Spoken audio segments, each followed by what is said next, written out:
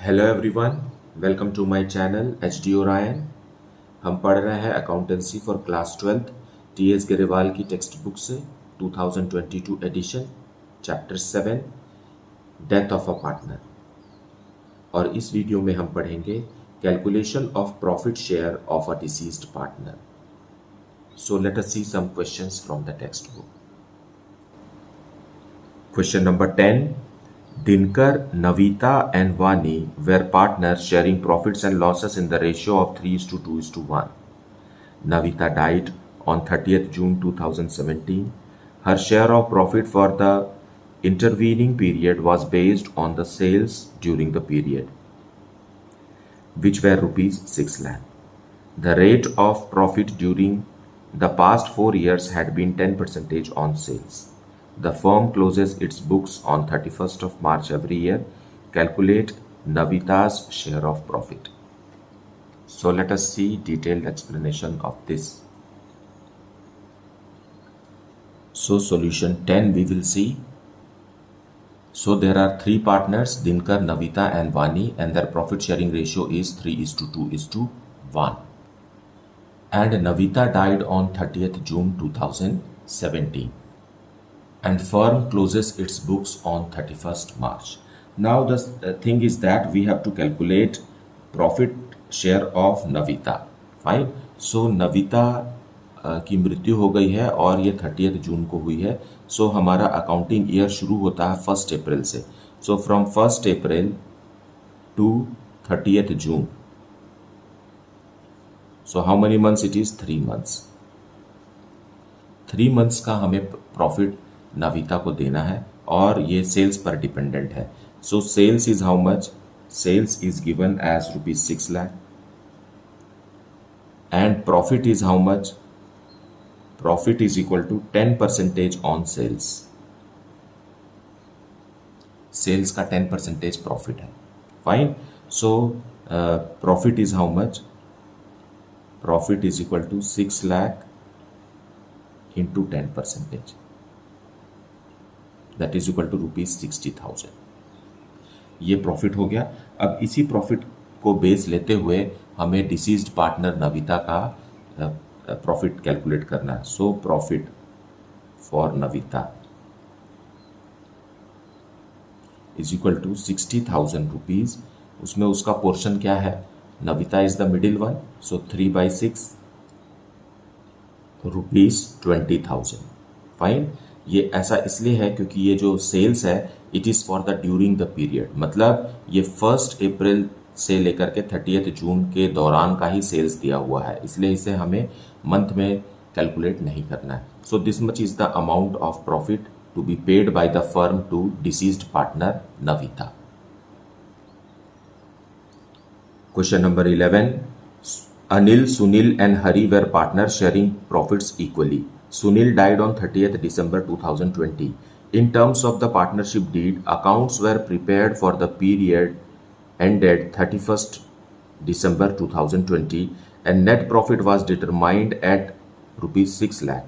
Pass the journal entry for the profit share of the partners. So let us see the solution for this.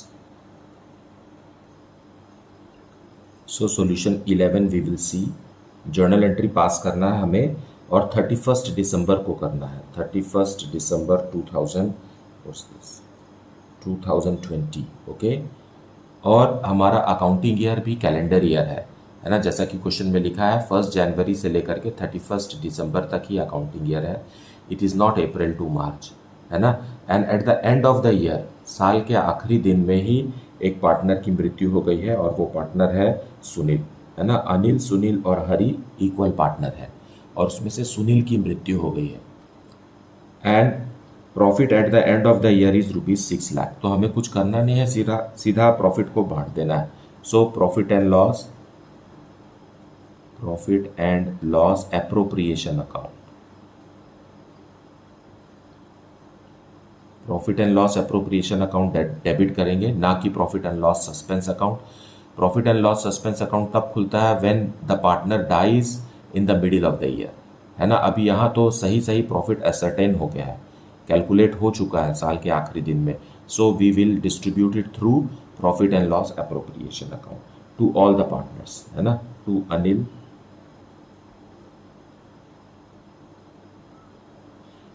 And to Sunil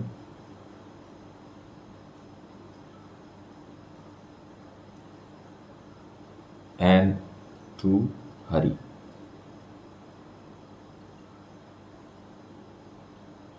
क्योंकि ये तीनों equal partner है इसलिए तीनों को divided by 3 that is 2 lakh rupees ही मिलेगा each.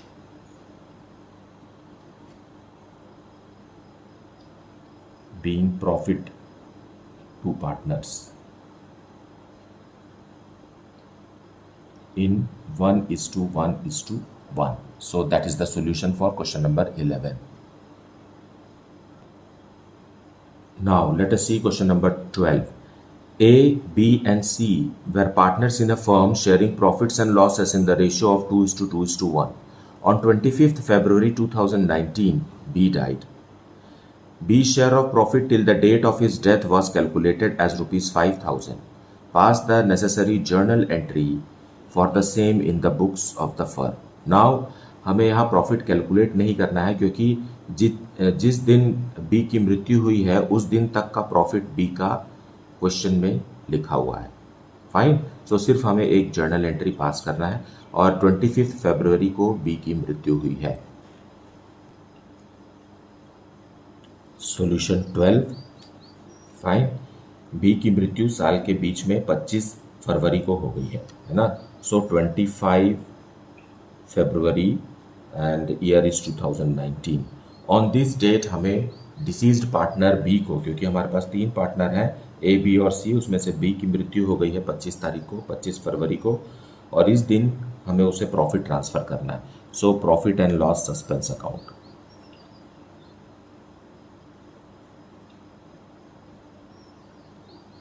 Profit and loss suspense account क्यों? Profit and loss appropriation account इसलिए नहीं क्योंकि साल खत्म नहीं हुआ है और एप्रोप्रिएशन अकाउंट साल के आखिरी दिन में ही ओपन होता है ना। After net profit is calculated तब जाकर के profit and loss appropriation account बनता है। लेकिन उसके पहले अगर हम प्रॉफिट कैलकुलेट कर रहे हैं तो हमें उसके लिए सस्पेंस अकाउंट ओपन करना होगा। फाइन, अब डिसीज्ड पार्टनर को ही हम देंगे, तीनों पार्टनर को देने की जरूरत नहीं है। टू बीज capital account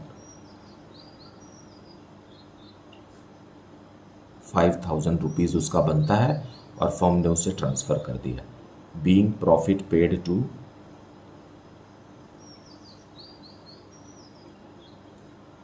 deceased partner B. Now यहां पर इस बात को भी समझिए कि profit and loss suspense account debit balance show कर रहा है। आज अगर 25 तारीख को बैलेंस शीट बनाते तो profit and loss suspense account को हमें एसेट्स में शो करना होता। Fine. Question number 13. A, B and C are partners sharing profits and losses in the ratio of 3:2:1. B died on 30th June 2021. For the year ended 31st March 2022, proportionate profit of 2021 is to be taken into consideration. During the year ended 31st March 2022, bad debts of rupees 2,000 had to be adjusted. Profit for the year ended 31st March 2021 was rupees 14,000 before adjustment of bad debts. Calculate B's share of profit till the date of his death. So let us see the solution with detailed explanation.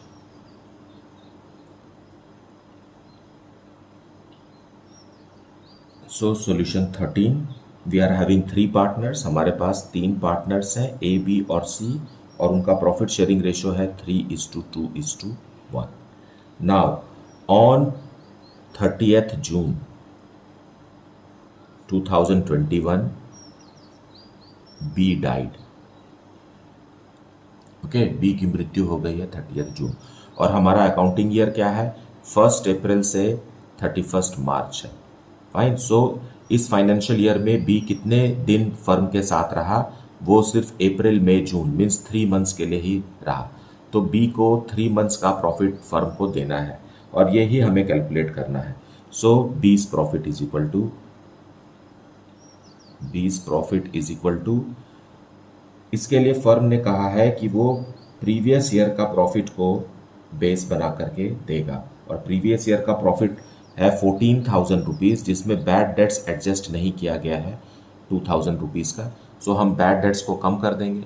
तो अब ये actual profit हो गया, जिसके ऊपर हमें B का profit calculate करना है। और बी का पोर्शन कितना है, 2/6 है। फाइन। और ये तो क्योंकि साल भर का प्रॉफिट दिया हुआ है, प्रीवियस ईयर के साल भर का प्रॉफिट दिया हुआ है।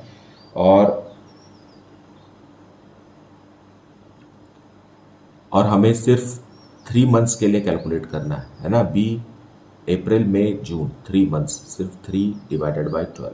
सो how much profit will be get? B will get only ₹1,000। That is the answer.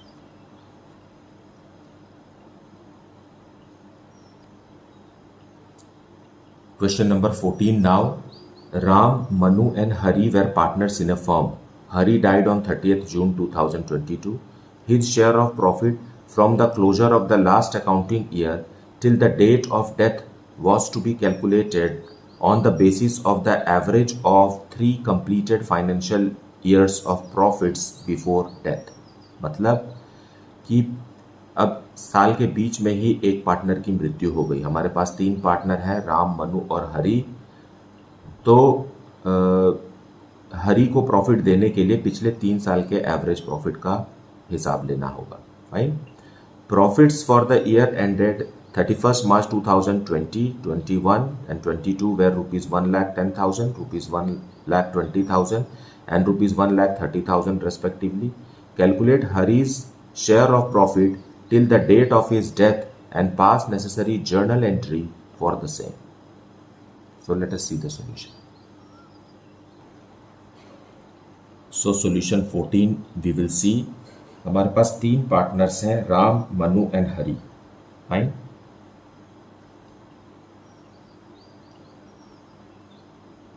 और इनका प्रॉफिट शेयरिंग रेशियो दिया हुआ नहीं है, इसका मतलब ये इक्वल पार्टनर्स हैं। And who dies? It is Hari died, है ना।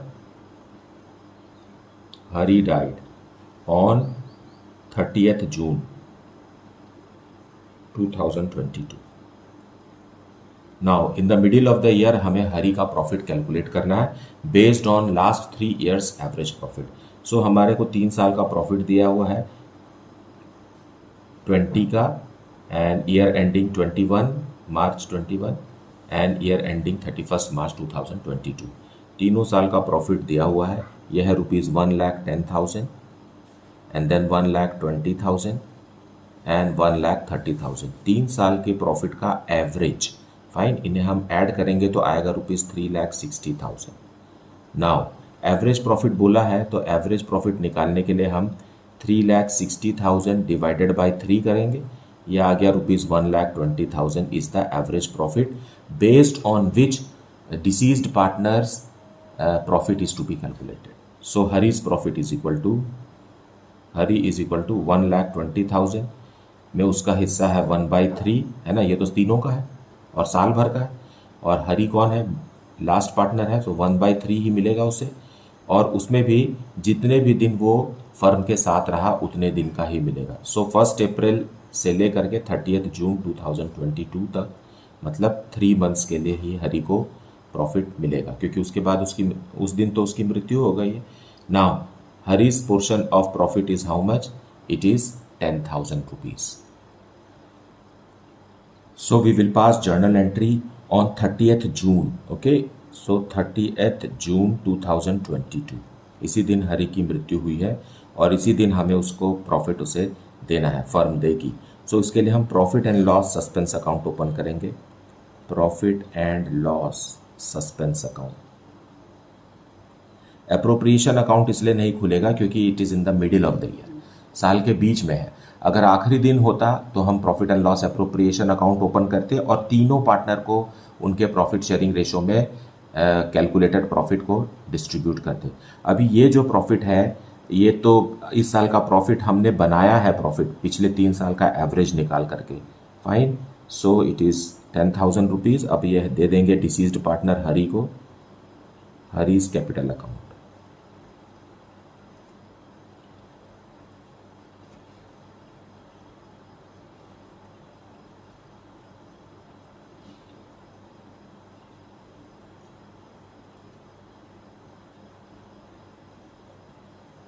So this is the solution. Now we will see question number 15. X, Y and Z were partners sharing profits and losses in the ratio of 3:2:1. Y died on 30th June 2022. Profit from 1st April 2022 to 30th June 2022 was rupees 3,60,000. X and Z decided to share future profits in the ratio of 3:2 with effect from 1st July 2022. Pass the necessary journal entries to record Y's share of profit up to the date of death. So let us see a solution with detailed explanation of it. So solution 15 we will see. Okay, we are having three partners. Okay, X, Y and Z. X is to Y is to Z is equal to 3:2:1 and Y died, है ना? Y died on which date? 30th June 2022. Okay, now profit हमें question में साफ साफ दिया हुआ है कि प्रॉफिट बिटवीन, है ना, ये जरूरी चीज है आपको समझने के लिए, profit between 1st April 2022 to till the date of death, that is 30th June. 30th June का एक्चुअल प्रॉफिट फर्म का दिया हुआ है rupees 3,60,000. Now it is not a profit which is based on previous year's profit. It is the actual profit of these 3 months, April, May, June, till the death of Y. Y के मृत्यु की तारीख तक का profit, actual profit यही है. Fine. और Y के चले जाने के बाद इनका न्यू रेशियो क्या बन जाना चाहिए था? 3:1 बनना चाहिए था, लेकिन अब ये कुछ और है.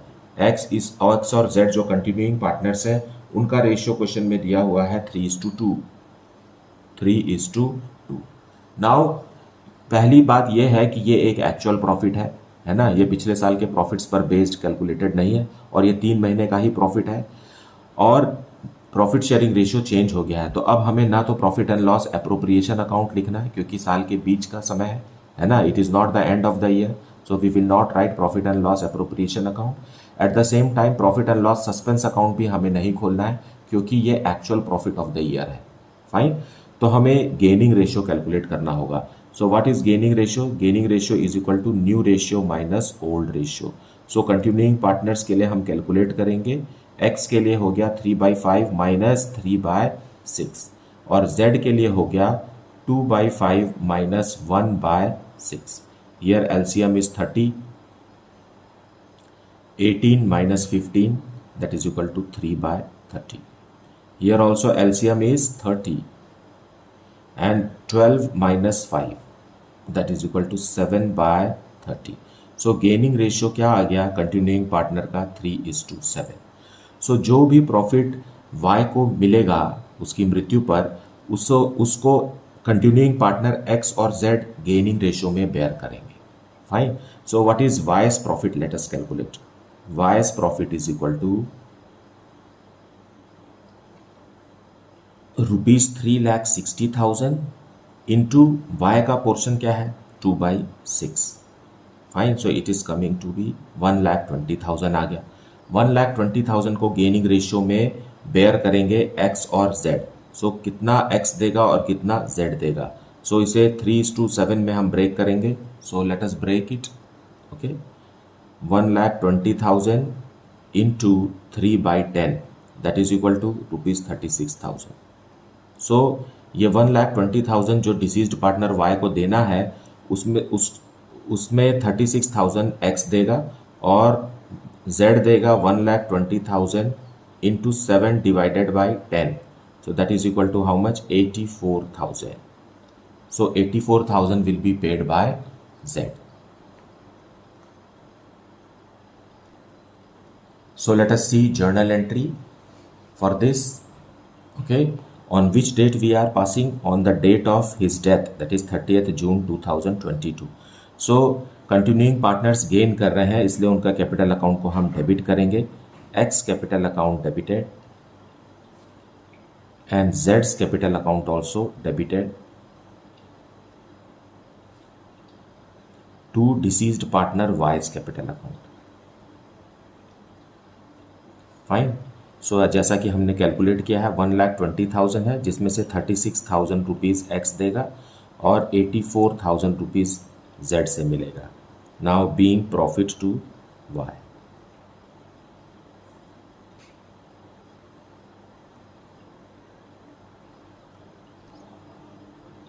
सो मुझे उम्मीद है कि आपने वीडियो को पूरा देखा है, एक्सप्लेनेशन को भी अच्छे से सुना है. इसके बावजूद भी अगर आपको कुछ डाउट है then please put it in the comment section. Fine. Thank you so much for liking, subscribing and sharing the channel. And if you have not yet, then please do like, subscribe and share the channel. Thank you so much for watching.